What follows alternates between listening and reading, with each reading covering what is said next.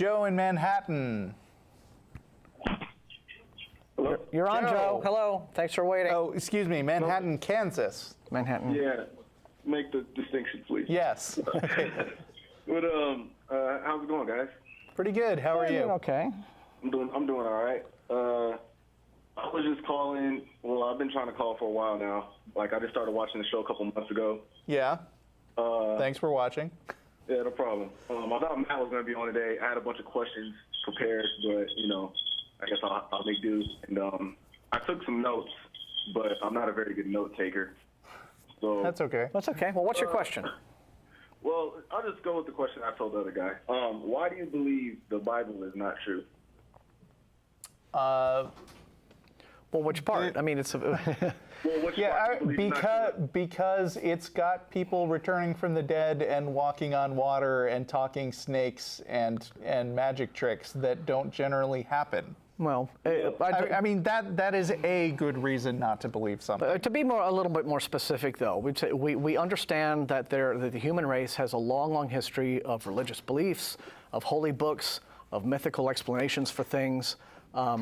We see no reason to see Christianity or the Bible as being necessarily any different from what people in different cultures have believed all throughout history. The Greeks, the Romans, the ancient Egyptians, the Asian cultures, Indian culture. I mean, they've all had their religions. We see no reason to think that this particular one.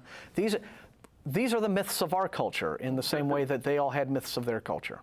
Does what the actual religions are saying, does that matter at all, or does the fact that they're all religions just make them all wrong? No, they're not automatically wrong just because they happen to be religious beliefs. But I think if you look at how historians determine whether something is true or not, they look for like corroborating details among independent sources, and they also look at the plausibility of the claims. So, for instance, historians agree that Jesus existed.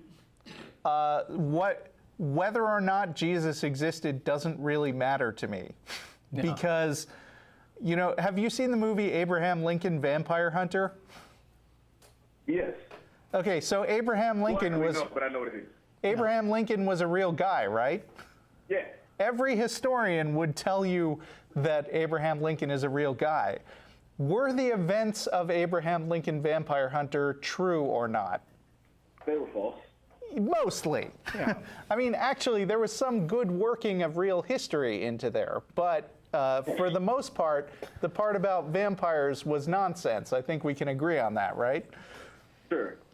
Maybe So, he might have his own type of hobbies, but Yeah. So, I mean, my point of view is Jesus could well have been a real person, but so what?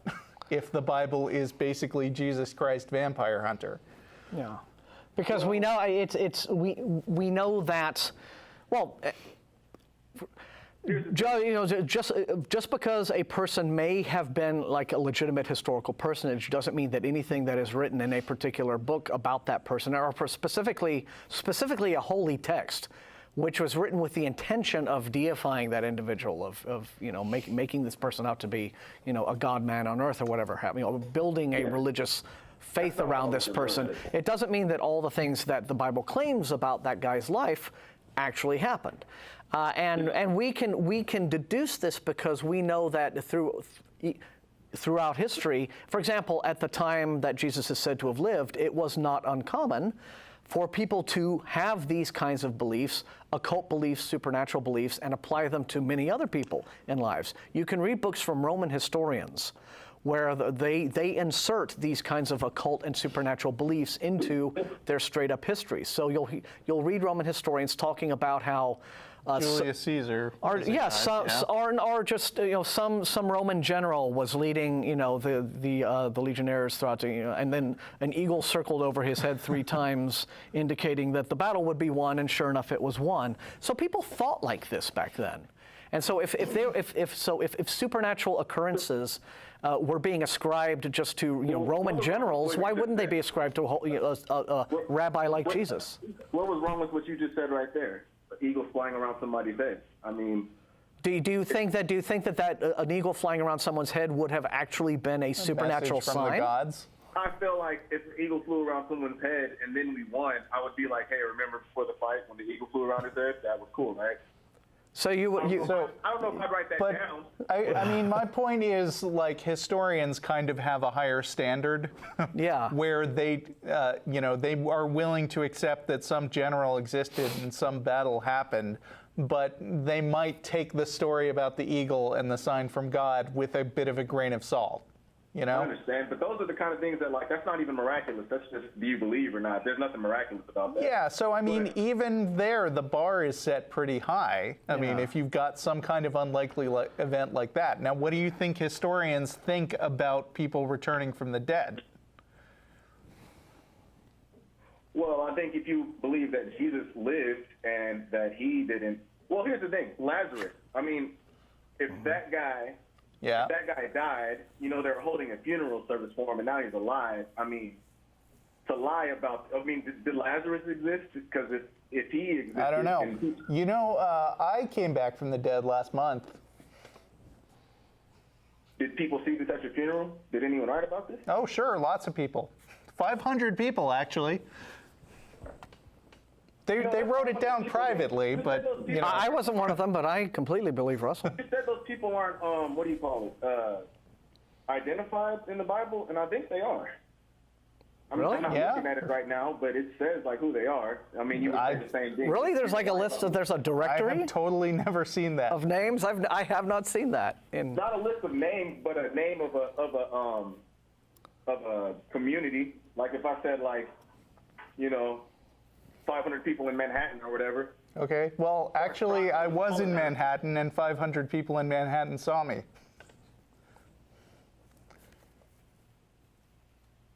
Well, I'm here. That didn't happen. No, he meant the other Manhattan. Oh, okay. No, it was Manhattan, New York, sorry. Yeah. You see, the thing is... But you seem pretty skeptical of what I'm saying now, and I wonder why, because what reason would I have to lie to you? Yeah.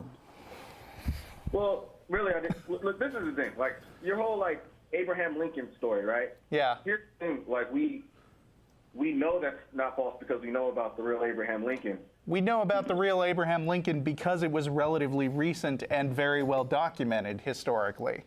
But, So were the Gospels when the Gospels were written. Not so much. I mean, they weren't written until decades after Jesus died, and they were clearly written with an agenda at that point. Yeah.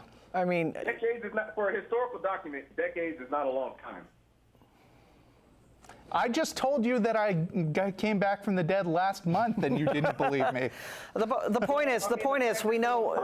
No one's talking about that, though? Like, you have to tell me that you came back from the dead? Yeah. But the point is the people who were making claims of supernatural occurrences about, say, Roman generals, to give the example that I just did, were doing so for they were contemporary historians writing those texts for contemporary readers. So again, all of these things are relative. The amount of lapsed time between a historical text and when someone reads it has little evidentiary value in terms of it's got nothing to do with whether it's true or not, just as however happy embracing Catholicism and however life-changing embracing Catholicism was for our previous caller and his brother, that still has nothing to do with whether or not the factual claims of God. That's not what he was saying. He was saying he used to be a Catholic, and Catholics are not really what you should be. So that's what I thought. But the point is, we're saying in attempting to claim that these things that believers believe have some sort of basis in fact, we quite often hear just irrelevant factors brought up, like, well, these Gospels say, then the amount of time, or, well, it changed my life, and that's great. But there are different standards of evidence still that you need to apply, depending on the magnitude of the claim, right? It has to do the extraordinary claim requiring extraordinary evidence. How extraordinary is the magnitude of the claim? Like, is God existing? Is that an extraordinary claim? Yeah. Yeah, I would think so. I mean, wouldn't you think it was extraordinary if it was another God not from your religion? I'm saying the fact that okay, let me go back to what people like to say. Actually, I'm really sorry to do this to you, man, but we've got 3 minutes left, and I feel bad that there's not going to be an after show today, so I want to get to one more caller. Yeah, we don't. But I mean, it's a good conversation, and I would like you to call back another week. Is that okay? Yeah, if you can try to call back next Sunday, that would be great. That's cool. All right. All right. Sorry. Well, I appreciate it, Joe. We really do. Okay. All right, I'll call you guys back.